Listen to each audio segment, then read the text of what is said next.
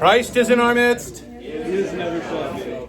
Forgive me for interrupting you mid-conversation, but I wanted to start. Tonight I'm going to talk about something off-topic, something not in the catechism book. I'm going to talk about Stylites tonight, because we're celebrating St. Daniel the Stylite, who is the patron of our subdeacon Daniel, a.k.a. St. Nicholas, if you were here last weekend. But all of the Stylites are fascinating. I'm going to tell you, if you don't know what a Stylite is, I'm going to explain that in just a minute. But so specifically, we're celebrating St. Daniel the Stylite. I want to tell you his story, and then talk a little bit about Stylites in general. So St. Daniel's mother and father were not able to have children. And this was a source of great grief for them. And so when his mother was a little bit older, I don't remember how old she was, she begged God, she said, if you will give us a child, then we will dedicate him to you. And so, lo and behold, she became pregnant. And so she gave birth to Daniel, and they decided to spend his childhood frequently visiting monasteries. Because, what exactly does it mean to dedicate the child to the Lord? Presumably it means to the monastic life, but they wanted to start by getting him used to going to monasteries, getting him comfortable around monks. And so they did this. They would go and they would visit a monastery, and then they'd visit this monastery. And there was just one monastery in particular they visited when he was, I believe he was 5 years old. And he loved it there. And so his mother went to the abbot and said, my son Daniel would like to live here with you. Would you be okay having him live here? And the abbot said, absolutely not. We don't allow children in the monastery to live in the monastery. So Daniel was somewhat disappointed by this, and so they went home, and they continued visiting monasteries throughout his childhood. Well, when he was 12, he ran away from home, and he went to that monastery, and he joined it. And so his mother and father, as you can imagine, I'm sure had a series of emotions, but they trusted God, and they knew what kind of a boy, a devout boy Daniel was, and so they started asking around, has anybody seen our son Daniel? Spreading word of the monasteries, and they found out he was in that monastery where they had wanted to leave him when he was 5. And so they were very happy about this, and so they talked to the abbot, and the abbot said, you're welcome to visit him anytime you want. If you want him to live here, he's old enough he can live here. And they said, well, that's a good idea. So their son Daniel moved into this monastery at the age of 12, and his parents got to visit him frequently, which made them very happy. Well, and when he was a little bit older, again, I don't remember exactly how old he was, but probably around 19 or 20, he went on a pilgrimage. Monks even to this day will still do this. I had one of the monks, or a couple of the monks from the monastery in Wayne, West Virginia, went on a pilgrimage to Kronstadt. And then God blessed them when they came back. They brought me things that had been blessed on St. John of Kronstadt, in his apartment where he lived, or in his crypt where his body is no longer, because the Bolsheviks hid it because it was so powerful and miraculous, working so many miracles. They thought, we can't have this around if we're communist atheists. So they hid it. Anyway, but his tomb still works miracles. So that's what happened. Was these pilgrims, the monastics, they went on a pilgrimage to these various holy sites. One of the places that they went was the place where St. Symeon the Stylite lived on his pillar. And so Daniel was so excited to go visit Symeon. He saw him up on this pillar, and he asked his blessing, and St. Symeon, looked down and gave him a blessing from the pillar. And I think there was a little bit of conversation, and Daniel, he went on with his pilgrimage, and wouldn't you know that he couldn't get his mind off that pillar. It was in his mind, and he could not get his mind off that pillar. So he completed his pilgrimage, and then he moved to a desolate place where there was a pagan temple, the ruins of a pagan temple, with these columns remaining. And so he moved in there, and at the age of 47, he somehow got up to the top of the pillars and decided to live there. So that's what a stylite is. A stylite is someone who lives on a pillar. Now I'm going to pause real quick and just explain this, because for many years I had this picture in my head of, one of these columns like this that holds up a roof, and it has a little square thing on the top. And I'm picturing, and you even see that sometimes in the iconography of the stylites, it looks like they're standing on this thing. It's basically about the size of my podium here. And you're like, how in the world they stay up there for, 50 years? And then there are various other questions that come to mind about how they dealt with things in life on the top of a little teeny pillar. But the fact is that the remaining pillars that we have, that there aren't many left in the world. I think there's maybe a couple left. But we even have photos of one of the ancient pillars before it was destroyed. And they're actually relatively large. They're different sizes, but the one I'm thinking of in particular, I believe it was 10 feet by 10 feet. It was basically, if you think of a room, like your bedroom, 10 feet by 10 feet, 100 square foot bedroom, right? It was something like that. And when people talk about, well, how did they use the bathroom up there? Everybody wants to ask that question. Nobody wants to ask that question. They actually, so as they excavated this old pillar, they found that there was actually a hole going down the center of it. So, it's not like they were just up on the top of this pillar that was just barely big enough for their feet. It was, the pillars seem to have been larger than that. So even when we hear about him on the top of a pillar at a pagan temple, there's one point in here, and actually we're getting to this point in his life, where the Patriarch of Constantinople had heard about him and went to go visit him and wanted to ordain him a priest, but he wouldn't come off the pillar. So the Patriarch of Constantinople went up on top of the pillar and did the service of ordination to the priesthood on top of the pillar. So obviously whatever he was standing on was big enough for him and the Patriarch and whatever else, I don't know if there was a chanter up there too, but it was big enough, the space was big enough. But the fact is, if you think about it, it was still exposure, right? So in the snow, you were in the snow, right? In the rain, you were in the rain. In the heat of the day, 105 degrees, there's no shade on top of a pillar.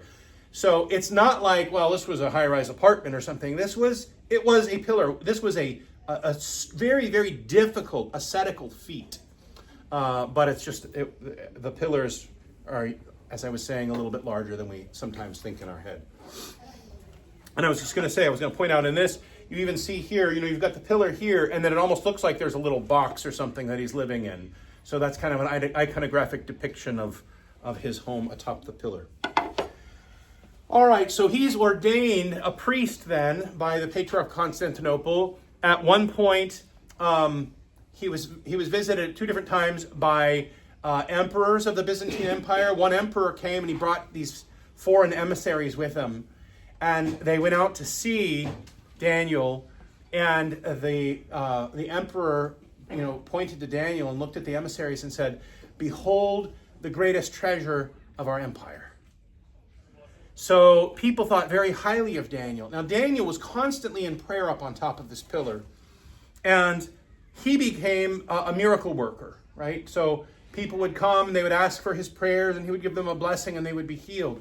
What happened over time, and this is fascinating, we talk about relics.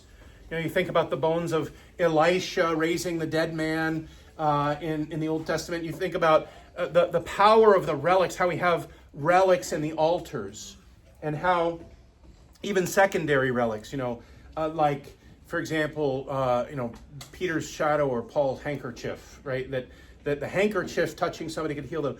Well, the pillar that Daniel lived on became a secondary relic during his life. So people, all they had to do was go up and touch the pillar, and they were being healed of their illnesses. Just amazing that the grace of God, the grace of the Holy Spirit flowed even through the pillar that he was sitting on. It's awesome. So anyway, Daniel lived up there on that pillar for 37 years until he peacefully gave up his soul and went to go live with the Lord. So that's Daniel the Stylite. We'll be having liturgy for him in the morning. The other thing I wanted to talk to you about was just the concept of the Stylites in general. Like I said, the first Stylite was Saint Symeon the Stylite. We also have another Stylite whose name is Symeon the Younger. We have Saint Alypius. We have an icon of him in the church. Today we're also celebrating Saint Luke the Stylite. There's actually a number of Stylites. And it's, again, this very, very peculiar and very specific form of asceticism. It's amazing. Who's the one of Wonderful Mountain? Anybody remember? Who's the anybody remember the Stylite of the Wonderful Mountain? People at home are looking this up right now. Oh, I can't remember. But anyway, I did a video on his life at one point, his name escapes me. But I was trying to figure out why it was called Wonderful Mountain. And before he was there, it was just a pile of rocks. But after he was there, it became known as Wonderful Mountain. So it was Wonderful Mountain because he was there, which I thought was just beautiful. So anyway, so the Stylites, they have this amazing story about them, and they were seen as beacons of light within the empire. People would make pilgrimages to come and see them and to get a word from them. So it's really neat because you've got like the cave-dwelling ascetics, the desert fathers, but then you've got now this whole other classification of ascetics who became places of pilgrimage for pilgrims in the empire. So that's what I wanted to say about the Stylites. And actually, I'm hoping at some point, someday, maybe in my retirement, I'd love to write a book about Stylites. Because I feel like they don't get enough press. People don't... Every child should have a children's book about a Stylite. Maybe there's one out there. Maybe, who's your buddy out in Greece? Demetrios, who has the book company? Yes. Oh, I'm sure. He probably has books about the Stylites. But anyway, Okay. Anybody have any questions about Stylites? I was going to say, Symeon the Younger. Thank you. Symeon the Younger of Wonderful Mountain. And we do have an icon of him in there. So now you'll know that the smaller icon of the Stylite, that's the younger. Was there a trend of Stylites where, like you said, St. Daniel saw St. Symeon and decided to be a Stylite too? Was that something that grew at some point in time in history? Yeah. So, yes, there were actually there is one last Stylite alive now that I'm aware of in the country of Georgia. And so, you can look up the trailer for this movie that was never made. I hope somebody will make it someday. It's called The Last Stylite. And you can see the trailer, and it's really fantastic just to watch it. I think they have a longer one that's maybe like 7 minutes long, and you see some of the footage of getting up on top of this big thing, and it's really, really amazing. But when he gets the blessing from the bishop to go up there and to just clean it up, and because it's like a holy place where Stylites have lived over the centuries, he goes up there, and the bones of the previous Stylite are there. He had just laid down and died, and then his body went back to the earth over the decades. I don't think anybody had been up there for maybe 60 or 70 years or something. So anyway, and so then this monk who was cleaning it up and was taking care of the bones, he was seeking the blessing to go up there and live as a Stylite. And then COVID hit and nobody knows what happened next. So, and someone's going to put it in the comments because they'll know exactly what happened and they'll tell me and then I'll share it with you. So yes, sir. What was the point of him being ordained a priest if he couldn't hold liturgies up there? Well, that's a good question. So, we don't actually know exactly what he could do up there, right? Because I don't have a detailed account of his life, but he was being ordained a priest for a purpose. They say that you can have a liturgy if you have two people, right? So if he had somebody at the bottom of the pillar and he's at the top of the pillar, and he can serve a liturgy, I don't know, maybe if the Patriarch of Constantinople could get up there to ordain him, and they did. the Patriarch of Constantinople served him communion, and then he served the Patriarch communion up there on top of the pillar. So they give us these little details, which I think are beautiful. But yeah, I don't know. I mean, maybe he was serving liturgies up there, and then maybe people would come up and receive communion. I'm not sure. That's a tricky question, Leslie. I appreciate that. It's just so fascinating. Your hand up? What's up, Dale? Yeah, of course the dietitian always has to think about food. Yes. Would it be one of those things that, like, just trusting that the Lord is going to provide and people are going to bring up food? I'm so glad you asked. Yeah.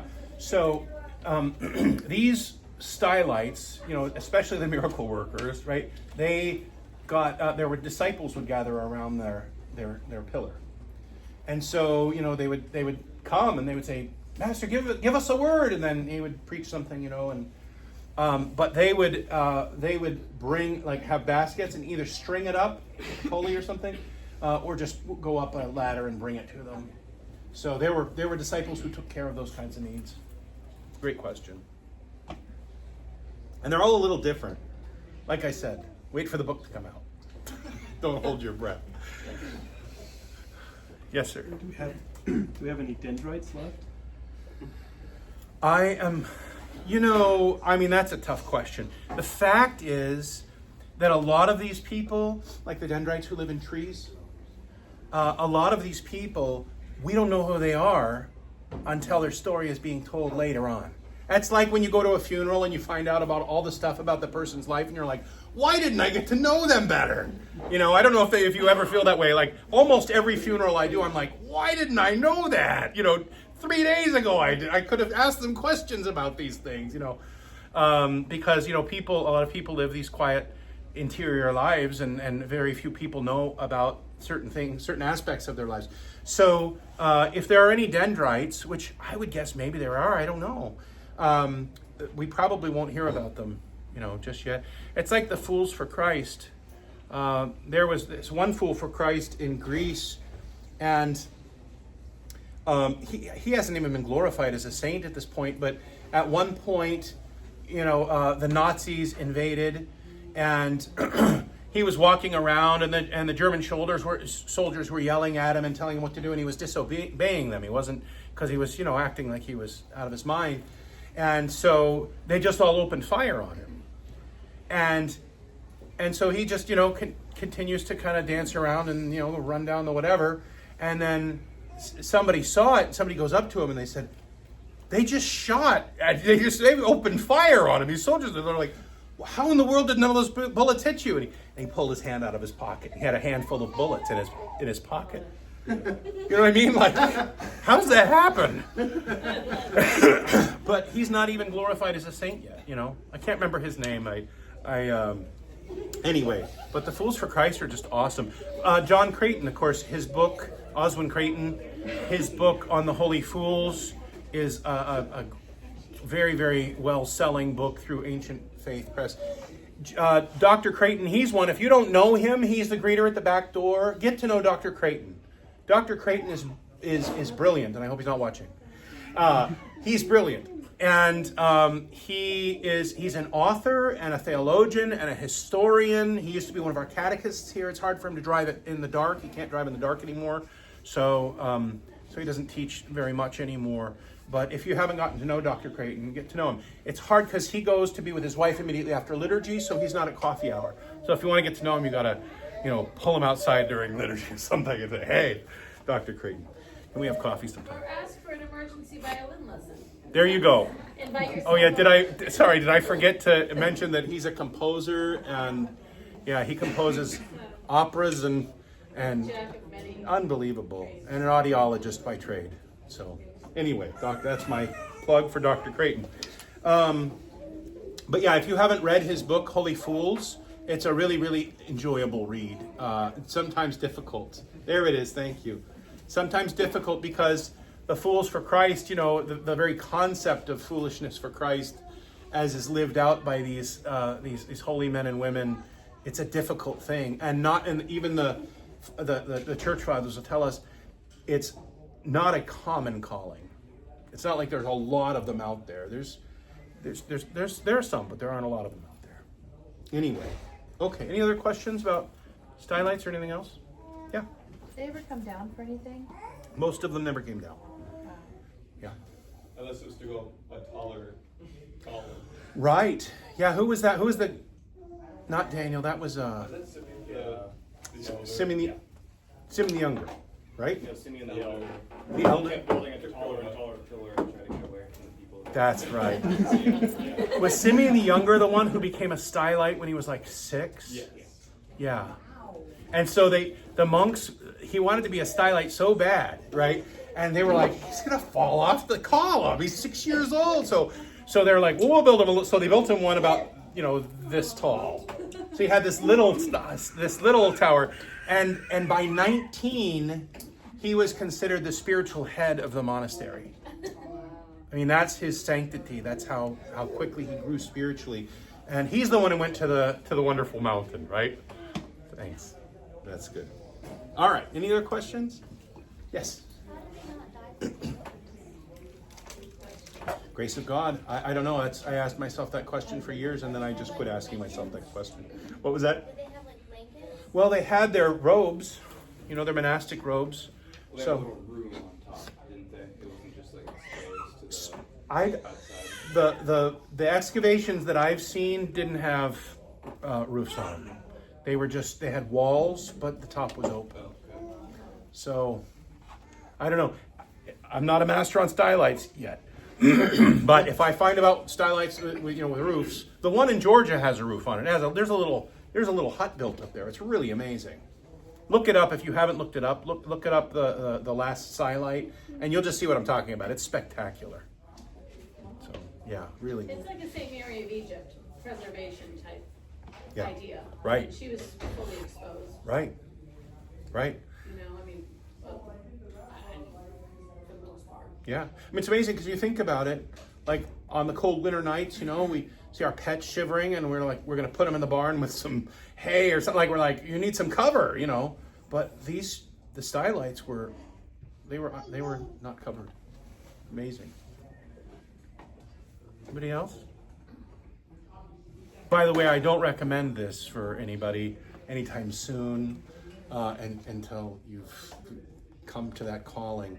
But if you ever want to be a stylite and you're really called to it and you get a blessing, we have some great piles of stones out here on the property. This would be a very good place. I've actually got one picked out next to the pond out here, and you could fish from on top of it, and eat and subsist. It would be, not really. All right. Good. Okay, is there any other questions of any other topics, or are we all good to go? That's it? Okay. Well, let's stand and pray then.